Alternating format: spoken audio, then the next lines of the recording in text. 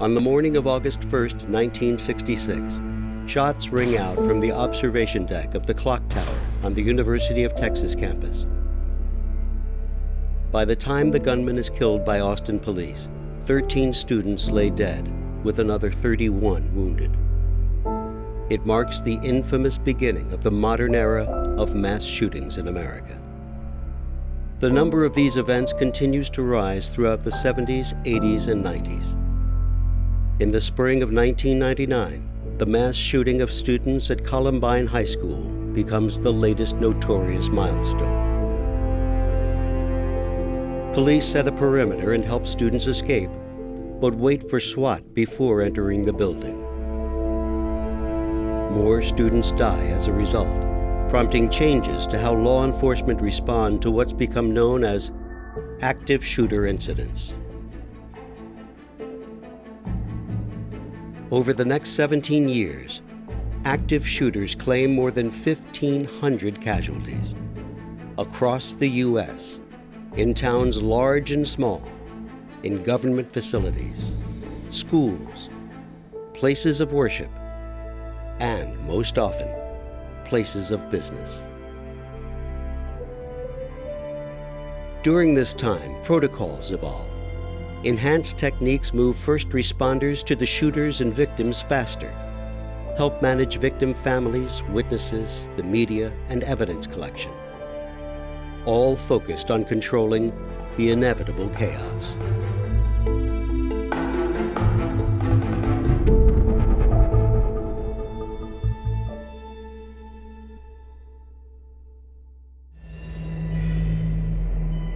Just after midnight on July 20th, 2012, a lone gunman enters the Century 16 Theater in suburban Aurora, Colorado.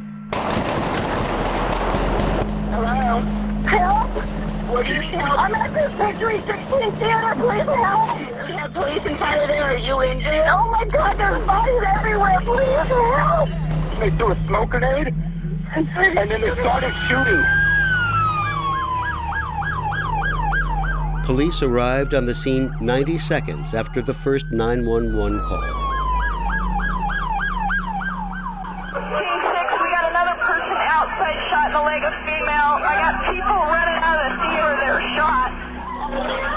Get us some damn gas masks for Theater 9. We can't get in it. It was quite chaotic. There was a lot of people outside in the parking lot. The movie was still playing. The fire alarms were going off. Cell phones were already starting to go off inside the theater. They got a suspect. Yes, we got rifles, gas masks. Okay, hold that position, hold your suspect. Within minutes, the suspect is in custody, and attention turns to the victims. 16, I got 7 down in Theater 9. 16, I need a rescue in here. I have 3 parties shot over here. We've got 2 victims on the east side, north side of the theater. I need an ambulance here quick. Here, where are my ambulances at? The most that was ever aired on the radio to our fire units was 4 victims.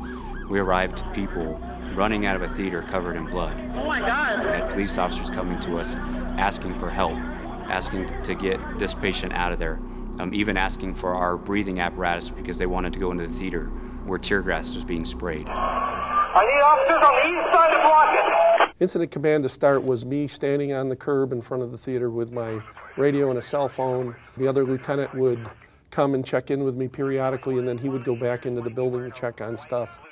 That night, the fire has their channel, we have our channel, so communications is having to relay everything. I did ask for fire command to meet me there. That did not happen for some time. We need rescue inside the auditorium, multiple victims. We need to start putting them in cars and shuttle them out to that west end. I got a whole bunch of people shot out here, no rescue. These people were going to die soon if we didn't do something. Yes, load them up, get them in cars, get them out of here. With fire overwhelmed with walking wounded, the police decide to break protocol and self-transport.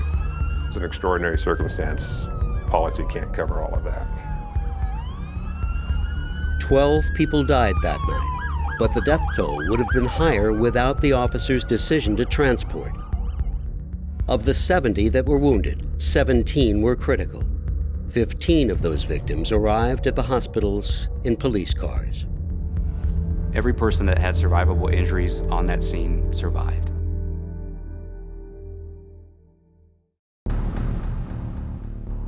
But the shooter planned for even more victims at his Paris Street apartment. He had set it up as a booby trap, hoping for first responders to get there, trigger an explosion there, draw the remaining officers to his apartment, and then he could do his acts at the theater. We had a meeting with bomb teams and the fire leadership and myself. I said, we're not going to let this bastard win. He's not going to get the building. And those guys came back in the morning, and they spent 12 to 14 hours, very slowly, very carefully, taking that apart. All of our training should include that there might be a secondary device. We checked all the cars. It really got us thinking, just how far out do we need to go to check for stuff? We're going to take questions at the end. Next, we're going to... What I found on scene is I couldn't even use my cell phone to call the chief or to contact my other PIO because it was just ringing off the hook. And he was, of course, experiencing the same thing. So we got to the point where our cell phones were useless. And early on, I remember asking for spare cell phones that we could use to be able to call command personnel that we needed to speak to. What I realized later is that I could have put on a do not disturb feature, which would have helped immensely that night, because there's no way that we could have fielded all those calls. The thing that helped us the most was using social media. We would put out when we were going to do our interviews, when our first press conference was, and so they had answers. They knew a timeline, when to expect. With every tragedy, law enforcement must manage the rush of victim families and friends to the scene by establishing a staging area. Here, victim advocates provide critical resources and emotional support. But most importantly, they provide unvarnished information. There's sort of a myth that you need mental health counselors to rush to a scene to provide support. And the reality is that most people don't need mental health care. They need information. Information is flying so quickly through the media, through Twitter, through all kinds of social media. It presents a real challenge for law enforcement and for families. It's not unusual for social media to report initial casualty numbers before family members can be notified. Maybe there are 10 or 15 or 20 casualties, and then all of a sudden you have 10 or 15 or 20 families that are looking for their loved ones. A lot of state medical and local medical examiners have to do a forensic identification. In some extraordinary situations, however, we have learned that extraordinary measures must be taken to provide support to families. You can say it looks like there are 20 deceased, there are 20 of you. It looks like your daughter, your son, your husband has been identified preliminarily. You can make a presumptive death notification and then caveat it if you have to. Say this is not certain, it's the best we can do right now, we need your patience. But to just leave families sort of in limbo, hanging there and not knowing, what's going on while the media is getting information. The last thing you want, any of us should want in law enforcement, is for families to get information about the death or injury of a loved one through media. What I was experiencing was media from around the globe completely overwhelming our city. And I knew it was just a matter of time that those people would find out who these families were, and they were going to completely overwhelm these families. So Carlson decided to tap her membership in a statewide PIO organization for support. I have all of my professional PIO organization that's wanting to help. They've been calling me, asking me what I can do. And it was the light bulb went off. I know what they can do. They're going to help these families. Carlson assigned one volunteer PIO to each family. These professional PIOs provided a buffer from the media so that these families could grieve. Lisa 25, I've got one ambulance here. Where my ambulances at? We readily recognized that communication could have been better, which we've since rectified through policy protocol, actually to the extent we reprogrammed our radios to have each other's talk channels on it. Now, when we get dispatched to a scene that we think could be a critical incident, a shooting or something like that, we go to our police channel and we talk to the police commander before we even arrive on scene. And so that's really our first objective now when we're going to a joint response, is to establish unified command from the very beginning. Even though I have the most respect for the folks that were in the theater that night, and obviously our 12 murder victims, the victimization reaches far beyond that. My wife was a new patrol sergeant. She was working swing shift that night. So her jacket, her hat, her police bag, they were all bloody. We drove home together that morning to the day that I gave that vehicle up. Every time she got into that car, she would look at me and say, "This car smells like blood."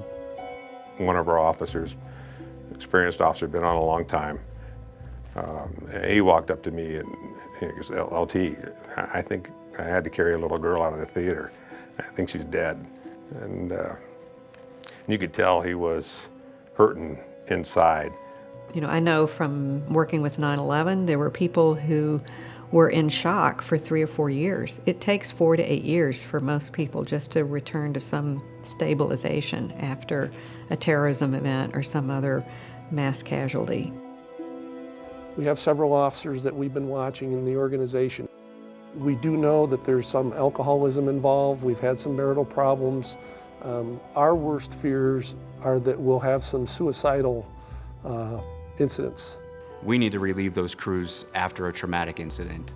Unfortunately for us, the shooter's apartment happened so quickly after we didn't have time to do that, and it was kind of like an emergency that never ended. Then the next day, the president decided he wanted to represent the country, come here. So then we ended up with a presidential detail as well. My chief offers to allow the SWAT team to opt out of that. I said, absolutely not. This is our city. Aurora SWAT will take care of this. As a leader, I'm not sure that was a great decision other than the pride involved. I think the guys wanted to come back. They felt a need to come back. And they're good officers. They want to come back and do their duty. A suggestion would be maybe to let these people come back, but not put them in some of the enforcement roles we wanted them to be in. Or maybe to marry them up with an officer that wasn't involved so that now they have somebody that can kind of watch over them, make sure they're doing okay emotionally. I think a lot of our first responders really feel more comfortable talking to people who are doing the job. We actually created our own peer support team from the ground up. I think the single biggest lesson learned is to take care of your people, understanding that they've just seen something that they'll never forget.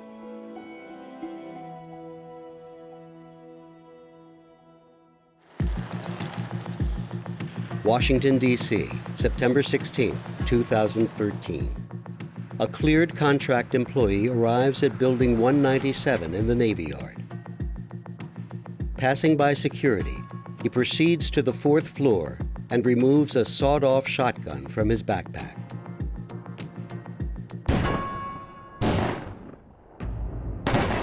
Just over a minute later, 911 dispatchers received their first urgent call. There's a guy shooting people with a shotgun. Please send people quickly. He is killing people. Just 6 minutes after the first shots are fired, 10 of the 12 victims are already dead. The suspect then encounters his first group of law enforcement officers, and the first of several different gun battles begins. The suspect escapes after this first exchange, and his demeanor changes from hunter to hunted.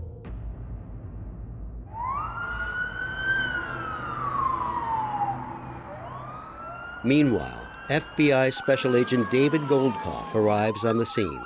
A veteran of many active shooter incidents, he finds access roads clogged with fire trucks, police cars, media, and unmarked vehicles. I had never been faced with a volume of people both responding to and fleeing from an incident in the way they were coming out of the Navy Yard building. There were people dressed in shorts and t-shirts throwing on bulletproof vests with long guns to people dressed in traditional, well-marked law enforcement uniforms stating who they were, what agency they were with, and actually looking more like a traditional police officer. In all, 117 officers from 10 different agencies entered Building 197 in pursuit of the gunman. At that point, we were still in the middle of a chaotic situation. All the radio traffic coming out was so conflicting that it was very tough to discern what the subject did or didn't look like. How many subjects were there? How many injuries were there? We have conflicting reports about the scene. The fire alarm was going off. It was drowning out the officers' transmissions. It was difficult for them to hear their radio. So one of the benefits being an incident command with multiple agencies is each agency could talk to their own people, and then we could attempt to deconflict what was going on.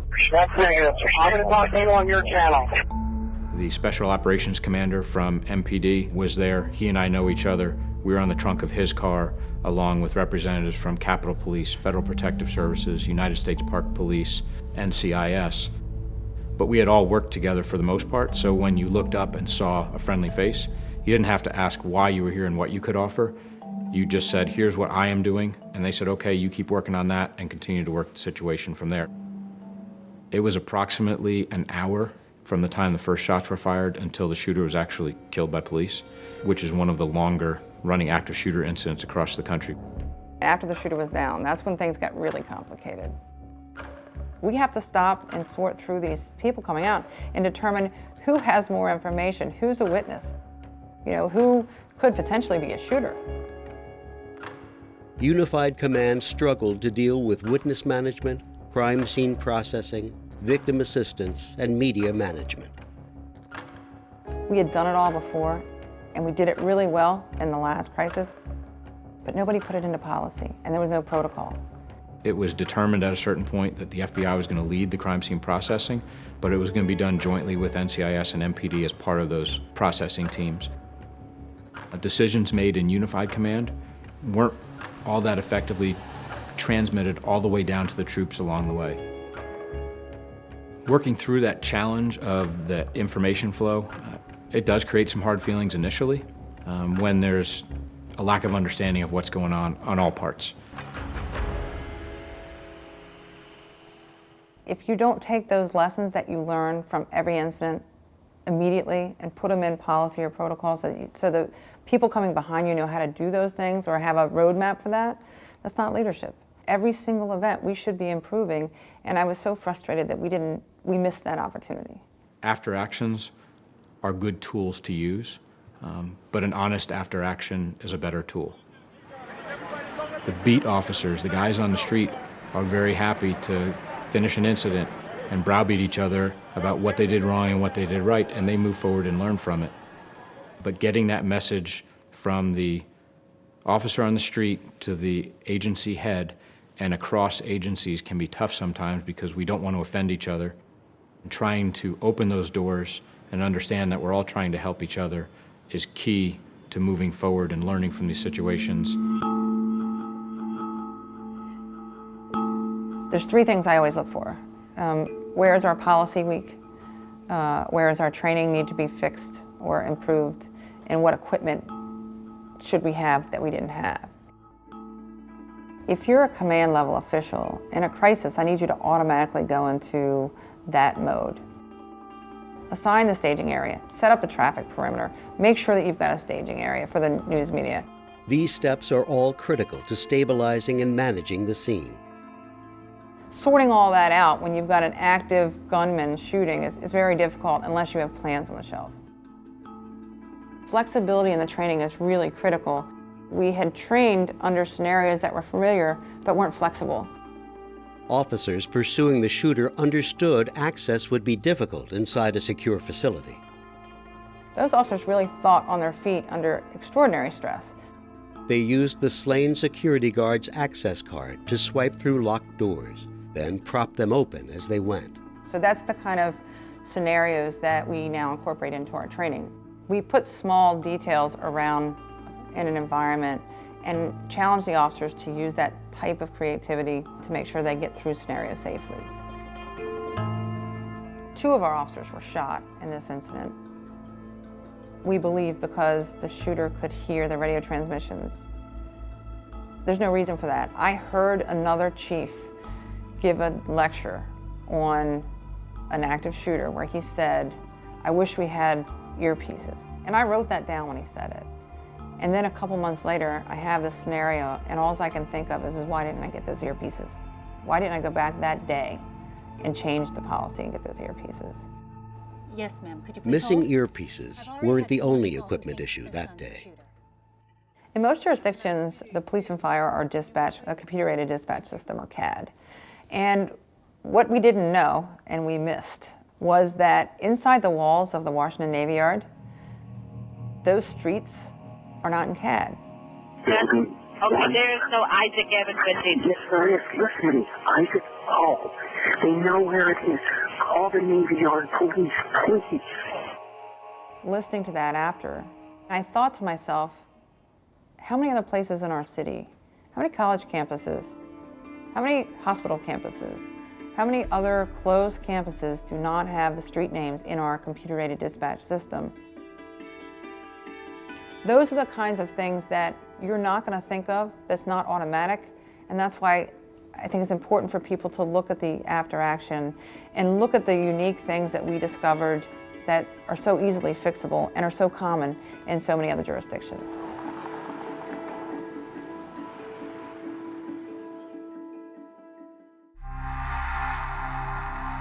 Two months later, law enforcement would be put to the test again at one of the nation's busiest airports.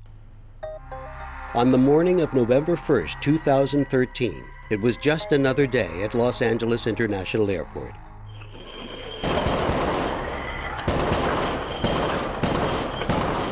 When sounds of gunfire were heard in Terminal 3.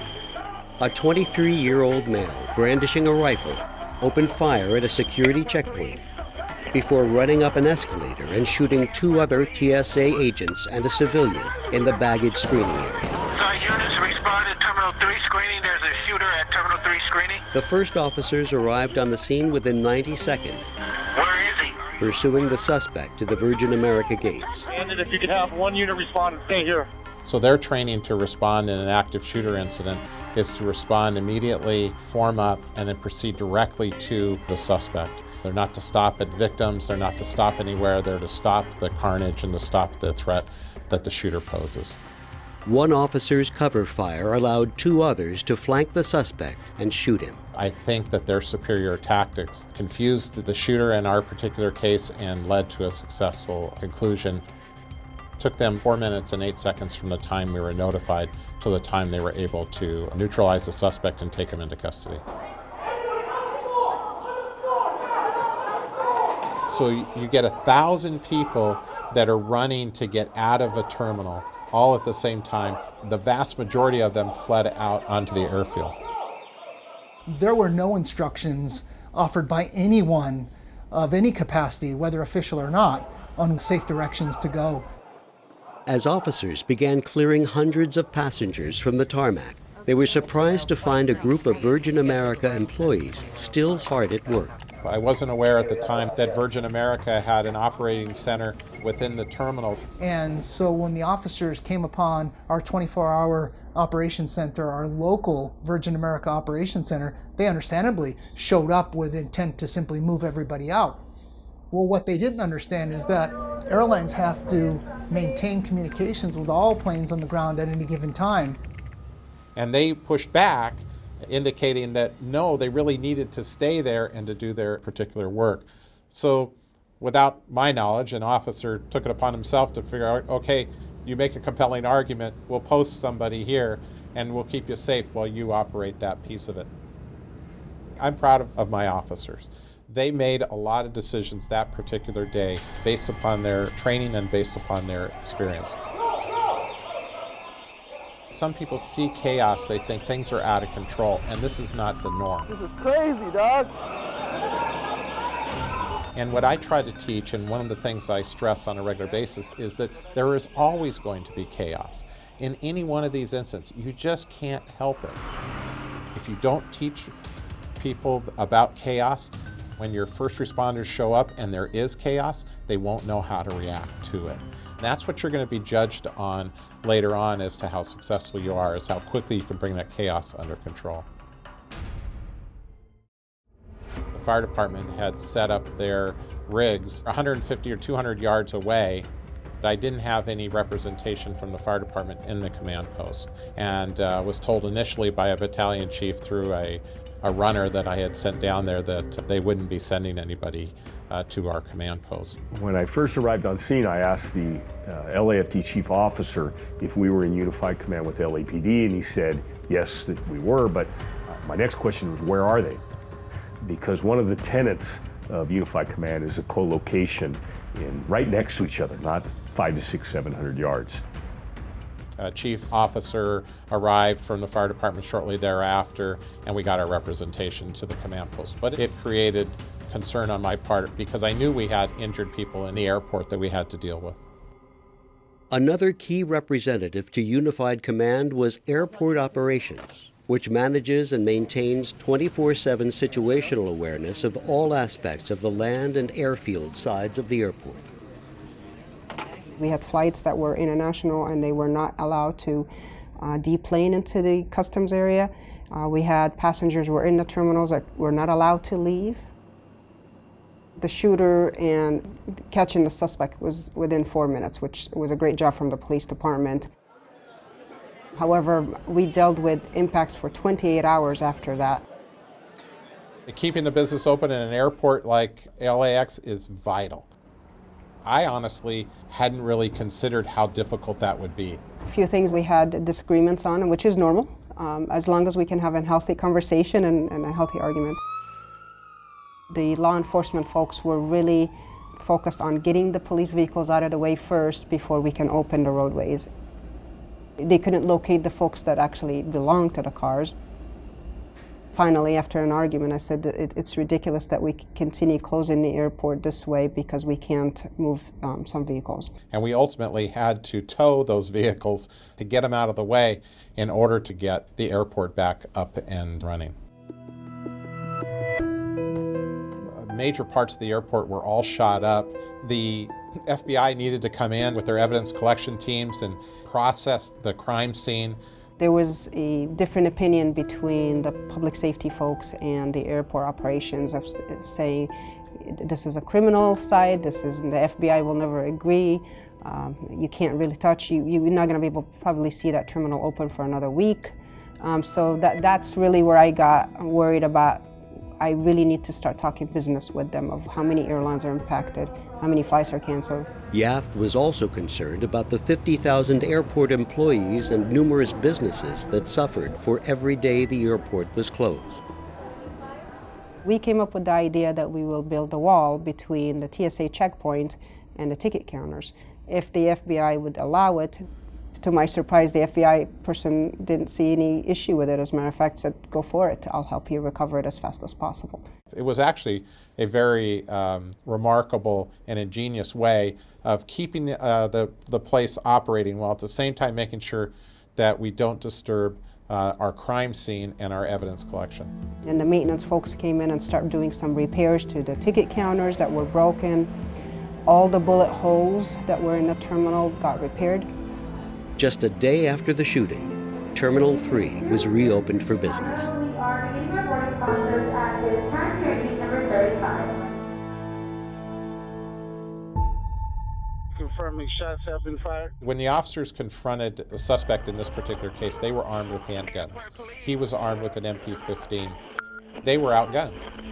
We really do need to make sure that our officers have the equipment that they need to address a like threat.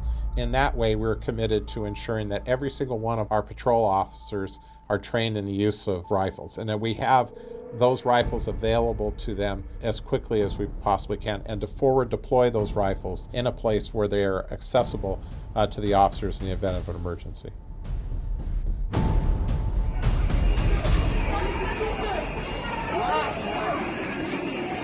The Brussels attack reminds us that oftentimes the threat's going to come from the public side of the airport. It is going to come from somebody dropping somebody off or somebody pulling up in a vehicle or a van. Brussels has forced airports to widen their security perimeter, using random security screening of cars, bomb-sniffing dogs, and other measures. So what are the questions that keep Chief Gannon up at night? How do we continually move forward? How do we adjust to the tactics of terrorists? How do we adjust to the tactics of our own homegrown violent extremists and continually make people feel comfortable that they can come here and fly and that they will be kept safe as we possibly can make them? All right, what do we got and what do we need to do here? Training and more training, sets and reps, both from a tactical perspective, an organizational perspective, and a command and control perspective, remains that crucial link to ensure our success or ensure our failure. First aid training and medical training has become very important in any type of incident now. We've issued every one of our officers triage kits. If you're in a small jurisdiction, small agency, you don't have the resources, it's probably a good idea to reach out to one of your larger law enforcement partners to get the training anyway, because if you have a scenario, you'll be working that incident together. All right. So training together is the best thing you can do. What do we got and what do we need to do here? The partnerships are super important for when an event like this occurs, because I don't care who you are, you're going to need help, and a lot of it. And actually, since the theater shooting, the City of Aurora has built a joint training facility. So now our police and fire departments actually train in the same facility. We believe that the shooter went stagnant somewhere on the east end of the building. The fire department will do amazing things, and they put out amazing fires, and they do amazing rescues on a regular basis. But they are not used to running into incidents that involve people shooting at them. Police officers, conversely, are very nervous about running into a fire and don't want anything to do with a fire. On the other hand, they will run towards gunshots in half a heartbeat. And so there's a little bit of a conflict there from the cultures of the two agencies. All right, we'll join in with these guys. Yep. Under our policy, members are able to and encouraged to embrace extreme personal risk if the gain is consistent with saving a life. Ma'am, can you walk? Yes. Go down the stairs. Okay. That became the impetus for what we now call across the country tactical EMS, where we actually embed both firefighters and police officers in the same functional group. Got a pulse, he's breathing. Clear. We create a comfort zone. The firefighters know that we will provide them the protection that they need, and that we will provide them the ability to be able to treat, triage, and then transport victims.